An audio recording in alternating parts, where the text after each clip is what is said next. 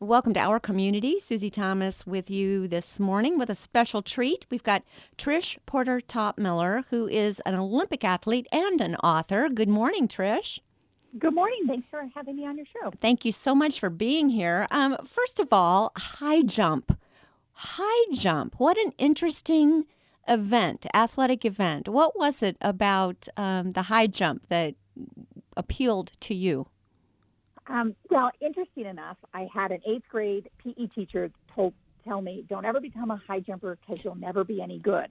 Oh, I know. And famous last words. I know. And when people would tell me I can't do something, I kind of, puff out my chest and, oh, yeah, watch me. That was kind of my attitude when I was younger. But really, when I got to high school and started doing track, one of the coaches saw that I had some potential and so spent some extra time with me coaching me. And that was really how it began So many people would attribute just life lessons, not just encouragement at a particular athletic event, but just life lessons to their coach. Would you say you had that kind of a relationship with this person that nurtured you?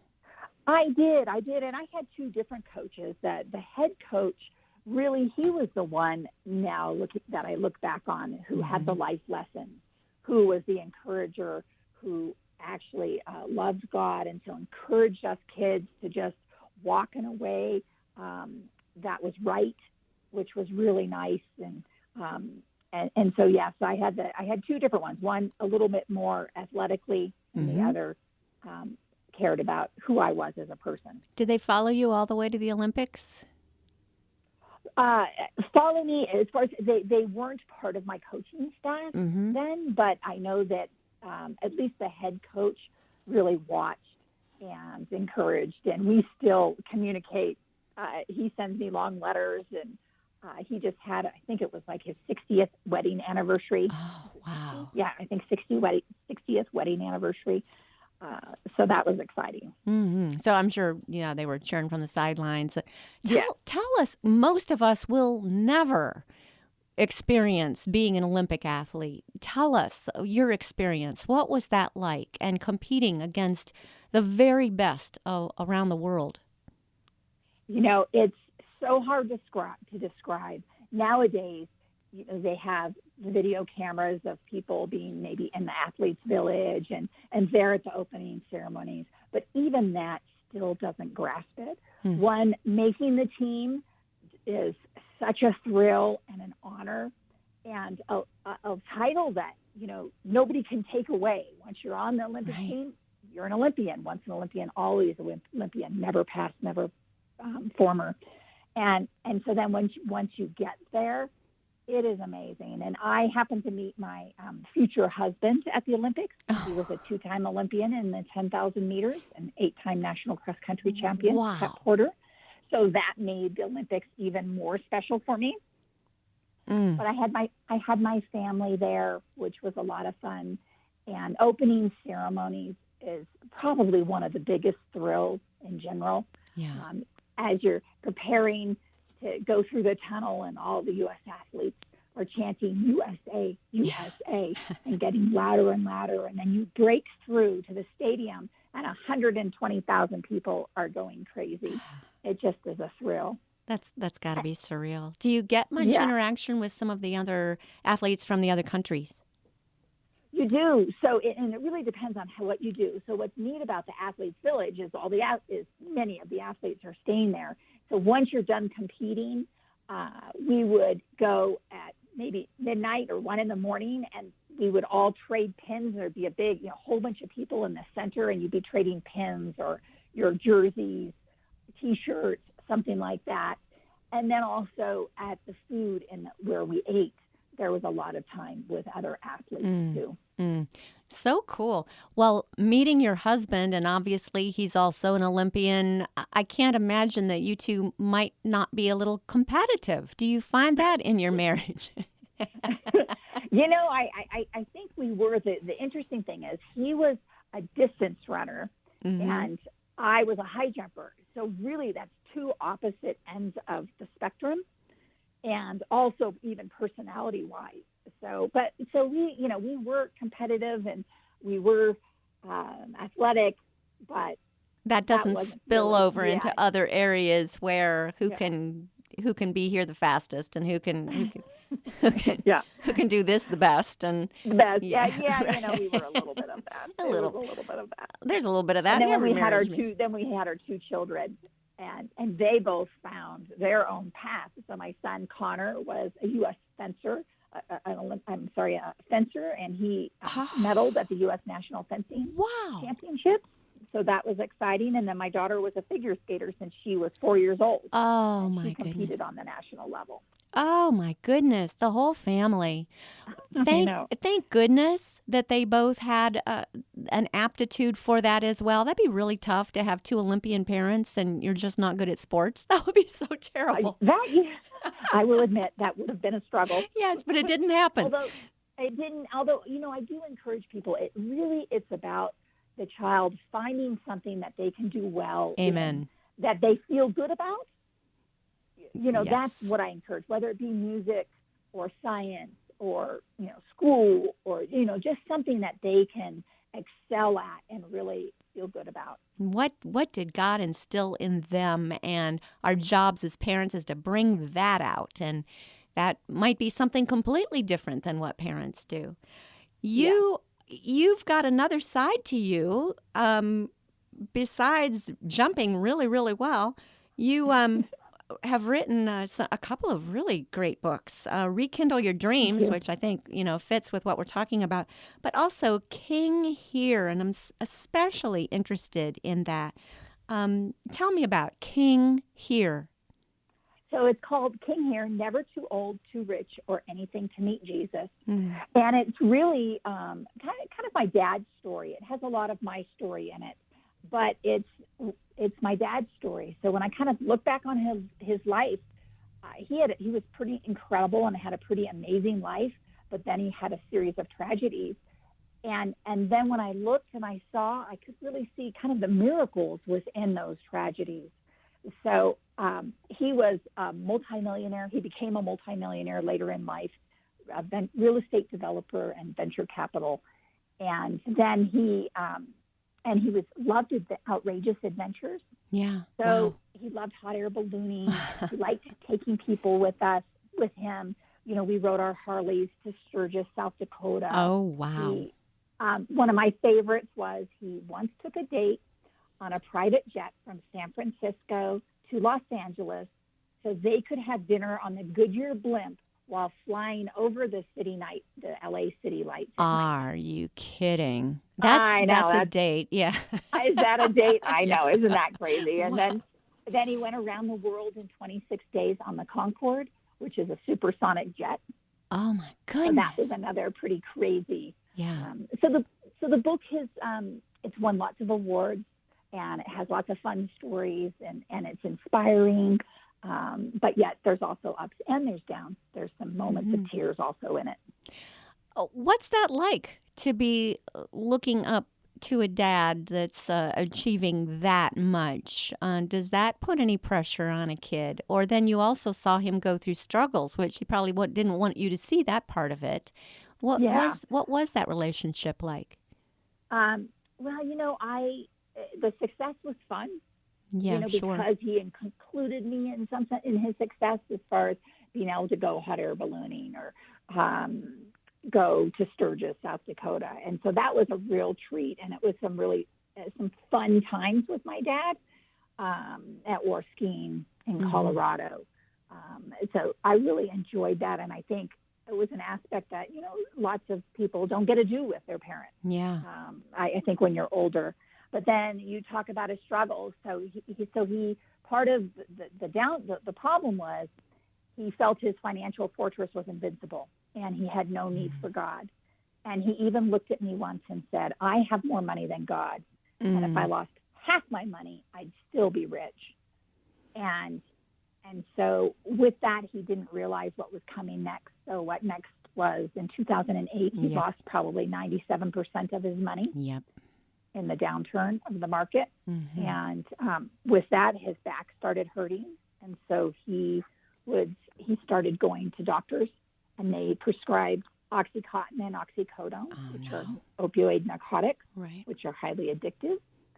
So he went from, lots of fun adventures to never wanting to get out of his bed. So he'd sleep for maybe 21, 22 hours a day. And he lived in what he called the Bat Cave. And because his room was pitch black drapes, and so he called it the Bat Cave. And if he would have opened his windows, his shades, he would have seen this beautiful yard with flowers and a fountain and trees, but he didn't. So that was very, very hard for me because it was such the opposite of how he raised me. Yes. How was your faith at that time? Were you a Christian at that time and he was holding out, or what was the relationship Yes, like that? I had become a Christian right before college. I wasn't going to go to college, didn't know what I was going to do with my life. And I literally went to a little cabin in the woods with my aunt and uncle. And they're sleeping outside. I kind of looked up and said, God, I have no idea what to do. Kind of take my life. Yeah. And then the next day, my aunt and uncle started sharing about Jesus with me. Wow. And eventually asked me if I wanted to pray to receive Jesus. And I said, yes. I kind of did that last night, but yes. That's a great age, too. Yes. Oh, my goodness. I know. And my dad he never, so I didn't grow up going to church. My dad never went to church really his whole life, not even at Christmas. And Really? So, wow. Yeah. Usually you can get somebody there at Christmas time. Yes. Maybe we did once or twice, but not that I can even remember, frankly. Yeah. But yeah, no. So he never really had anything to do with the church. And I tried to share over the years, but he really kind of just humored me. So he reminds me of a Nebuchadnezzar. So, you've got the world, is your oyster, and then suddenly you are just really down at the very bottom again. Is that what made him cry out to God, or what happened to him? Well, I think, so one of the series of losses was, so for me, I had, my husband was on a guy's trip with my son, my 15-year-old son, to Sedona, Arizona. And Shannon and I were driving home from Colorado Springs because she was training there. So we were driving to New Mexico, and because it was the Olympics starting the next day, and I had some TV and radio interviews set up. Yes. And all of a sudden on my phone, I look and I see Channel 13. The TV station is calling me. And I thought, oh, wow, it's going to be a busy week. Yeah, another interview. Yeah. Yeah. And there on the other end, I heard a woman's voice who said, can you please confirm that your husband, Pat Porter's plane went down in Sedona, Arizona? Trish. So what do you do? I was shaking. I didn't know what to do. I hung up. I pulled the car over. I got in the back of the car with my daughter, and we prayed. Yeah. And it was true. At that moment, my world, kind of crashed in. I had lost half my family. I lost my guys, my husband of 20 years, my beautiful son who was 15 years old with so much hope, and our laughter. They were our laughter. Yes. But my world changed there, and obviously my dad lost his grandson and his son-in-law. So that was really hard for him also. It's hard to know how to put one foot in front of the other after something like that.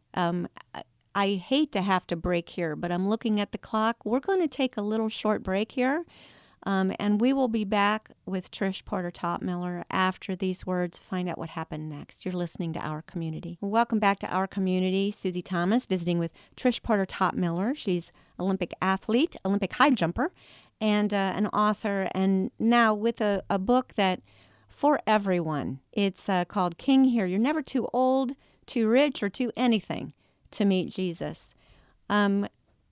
You're talking about the sudden taking of a husband and son through tragedy. Trish, what did you do next? I by the time I got home, so that night, I was sleeping in Shannon's a bed with her. Shannon, my daughter, was 11 years old. No. So at 11 years old, she lost her dad and her brother, who they just adored each other, her older brother. And then in the middle of the night, my wise daughter says, you know, Mom, I know they're in a better place. I know we'll see them I know we'll see them again one day. And I know they're in heaven with Jesus because they love Jesus. Yeah. And so those words really offered us hope. And they were a foundation for us that we would see them again one day. Yes. And then I had a girlfriend who said, Trish, I want you, as you are going through all of this turmoil up and down, I want you to take your left hand and bring it up like you're going to pray, and then take your right hand and move it all around. That's you during this time of troubles. You're up and you're down and you're just desperate. And I want you to bring that right hand up to your left hand like you're going to pray and say, I trust you, Lord. I trust you, Lord. And so for me, that was how I was able to go forward, was I just stood on the ground as I trust you, Lord. I knew God was with me. I knew God heard my cries. I knew he saw my tears. And so I just kind of clung to that going forward. But your dad is seeing you go through this as well. Did that have any kind of an impact? The way you handled tragedy must have spoken to him in some way. You know, I think it did a little bit. It was not as much as what I thought. To me, my hope was he was going to turn his life around because of this and really make a change. And he didn't. As a result, he actually was a mess and was not supportive of, really couldn't support me at all. He would call me just sobbing in tears. And here I'm trying to hold it together with every part of my being. And to have my father in tears was really difficult for me. I felt like he should have been my strength. Yeah. And he wasn't there. And you're having to hold him up. Yeah. Now, when he lost his wife, he was able to say, I know you understand how I feel. Yeah. And I did. I was able to say, yes, Dad, I know your pain. I know your tears. I've been there. I understand. What was it with him? As King here is kind of his story, but yours is interwoven throughout it as well. What was it? What was that tipping point for him where he was able to see that Jesus is real? Well, I think again, it was this series of small miracles that was crazy. But one of them was I ended up being introduced to a man named James Topmiller.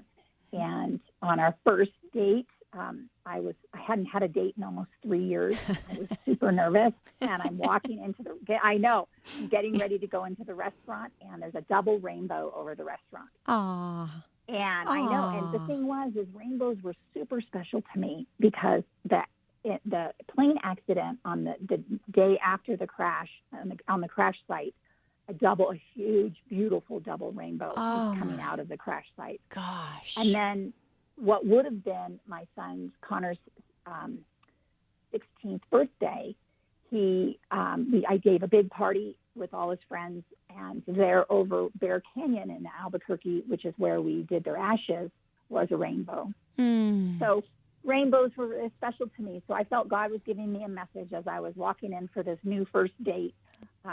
His promise, he's with you.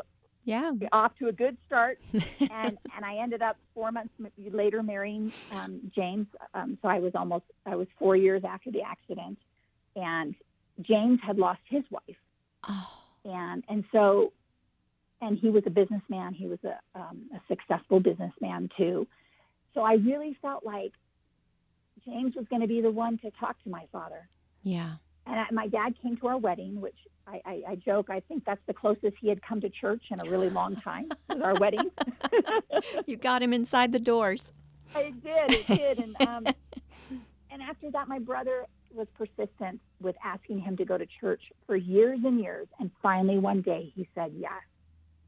So that was the sweet part. And then he even met an angel, which I talk about in King here. And then we were going out, James and I were going to see my dad. And I looked at my dad and I said, I looked at James and I said, James, I think you need to share Jesus with my father when we go out. I think you're the one. And and how was his response to that?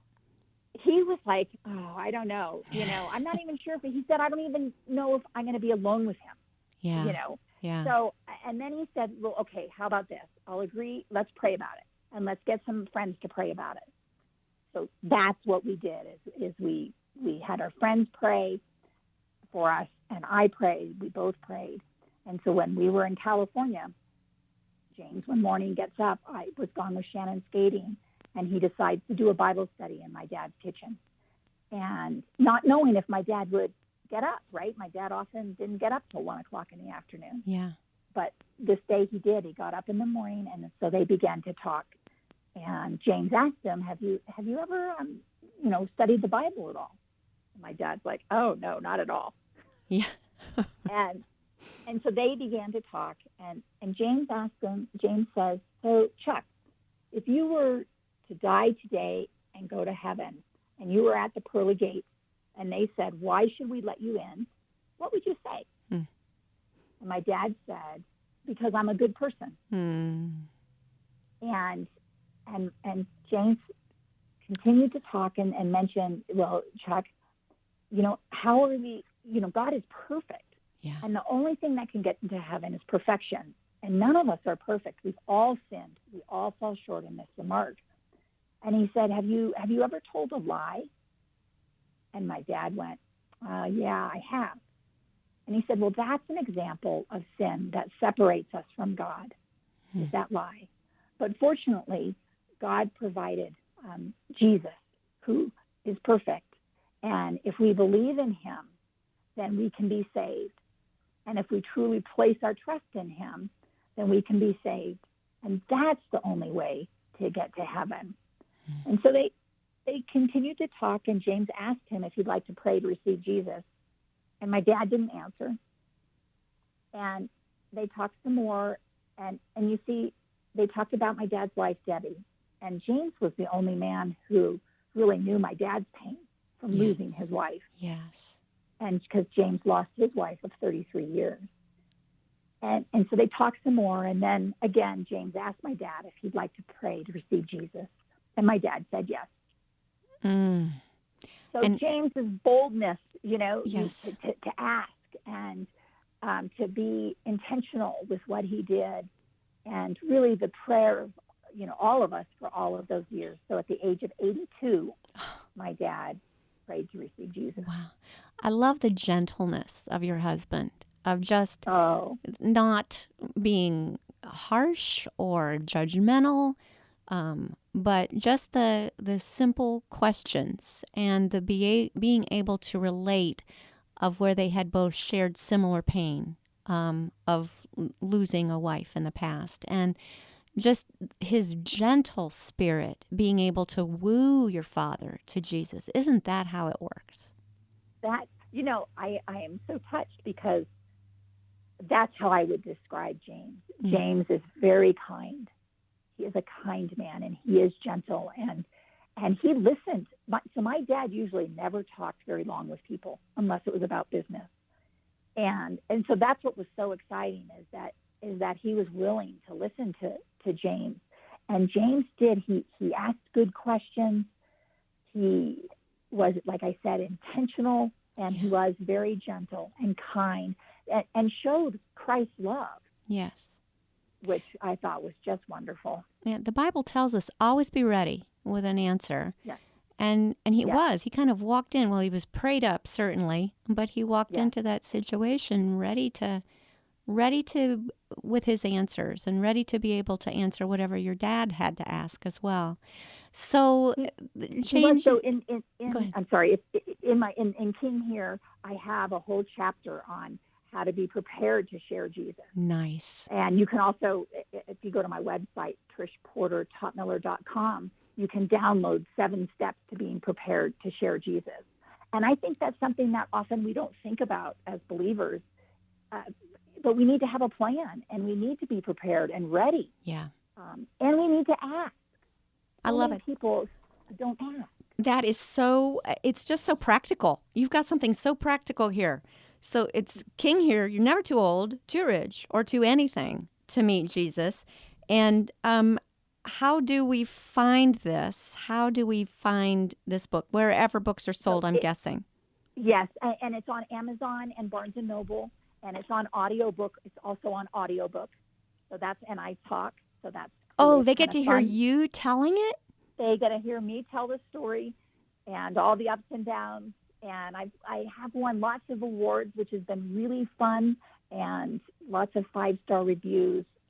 So it's a fun, easy read for somebody. Fun, and it's a great gift. And a not-to-be-missed book. Absolutely a great gift.